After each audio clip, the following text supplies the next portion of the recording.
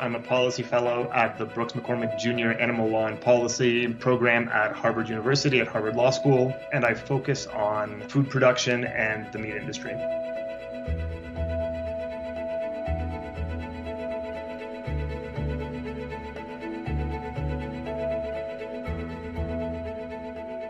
I wrote the Twitter thread just to let consumers know and just to say, hey, this is going to come out. You're going to watch Panorama on BBC. You may very well be horrified at the animal abuse you're seeing. And then just get ready, because starting tomorrow, you're going to see all kinds of counter messaging from the industry. I know this playbook. I've seen it. So get ready, because here it is. So the first step, almost without fault, is to blame individual workers on farms.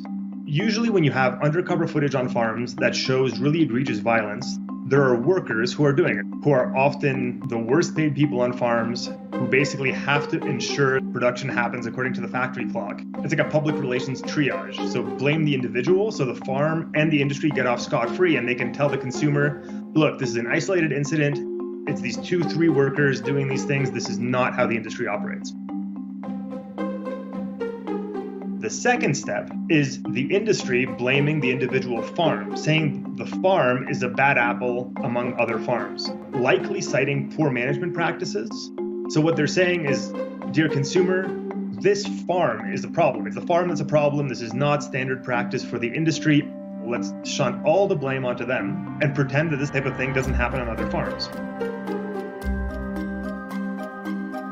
So there are all kinds of third-party certifiers who certify humane treatment of animals. The farm and the industry will claim that it's sort of a lapse for a farm who otherwise does much better than this, rolling out as proof of this being the case, the fact that the farm will have third-party certification. So we're seeing a pattern, right? The whole point is to say that the industry doesn't normally work like this, farms don't normally work like this. This is a one-time isolated incident that, be it the activists or the BBC or the media, are getting wrong, and they're really blowing out of proportion. The industry will say, well, look, these are animal rights extremists or vegan extremists who are trying to paint the industry in a bad light, and you can't trust them. And so what this is a deflection, because it doesn't matter whether a vegan or a carnivore shot the footage. The footage shows what it shows. Once it becomes untenable to keep denying or minimizing what happened, they'll basically say, we're sorry, we'll conduct an internal investigation, we'll double down on our best practices. They're also sending a subtle message to the government and potential regulators, saying, don't look into this anymore, don't regulate us further, don't pass more stringent animal welfare laws. We've got this. So what they'll say is that if you, the consumer, want to hear the real story of how farming works, how we treat our animals, listen to us.